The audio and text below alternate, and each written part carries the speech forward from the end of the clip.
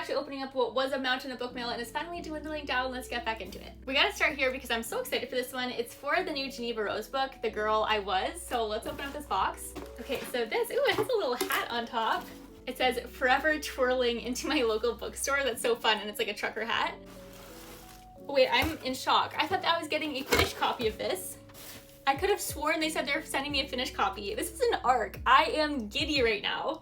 Oh my goodness. This book follows Alexis Spencer, who will basically use inspirational quotes to kind of rationalize any of her failures or her own shortcomings. It says her closest friends are a distant memory and her college debt is still as high as the day she left. But that's all fine and dandy because the quote, "Whatever will be, will be." But this ends up not being enough for her because she ends up losing her job and her relationship on the very same day, and this is finally just like too big of a mountain. There's no like quote that can help get her through that. She ends up finding solace in the bottom of a bottle, but when she wakes up, she's not waking up the next day. She wakes up back in the year 2002. She thinks this is her chance to correct all the mistakes that she made in the past, but when she gets to her old dorm room, she ends up meeting her 18-year-old self, and so they're gonna have to work together even though they're completely different from each other. It says they have to learn to get along and come to terms with the fact that alone they'll never make things right, but together they could change their life for the better. I'm so excited for this and I absolutely cannot believe that I have an ARC copy, so huge thank you to Mira Books for this. Let's do my other PR box while we're at it. This one's The Mountain Men Matchmaker, and it says, "I want your love and I want your revenge." It's like we have a cat dad, tattooed mountain men, only one bed trope, sister-in-law's best friend, enemies to lovers, and spicy.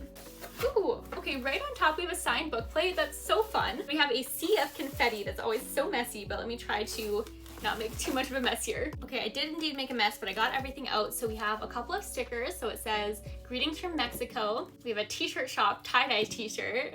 Amy Doss brings the spice with a bottle of like Fireball. That's so funny. A couple of character stickers, a little chapstick, cute tie-dye bandana, and a really pretty pen. Okay, we love them for this. It came with an audiobook code. I love listening to romance books on audio, so I'm definitely gonna use this. And then here's the stunning special edition of this one. It is called 7 Year Itch. It seems like this book is about this mountain guy who's looking to settle down. He says there's more to him than meets the eye. He has a bunch of layers to him and he's just looking for somebody to spend time with, and he's this like wholesome cat dad. He ends up being forced to share a room with the bane of his existence, which is his sister-in-law's best friend, and of course they're gonna be in like enemies to lovers trope. This sounds like it's gonna be adorable. Okay, huge thank you to Canary Street Press for this one and Mira Books for the other box. This was such an exciting unboxing and I'm so excited for both of these books and for these boxes. Like, blew my mind.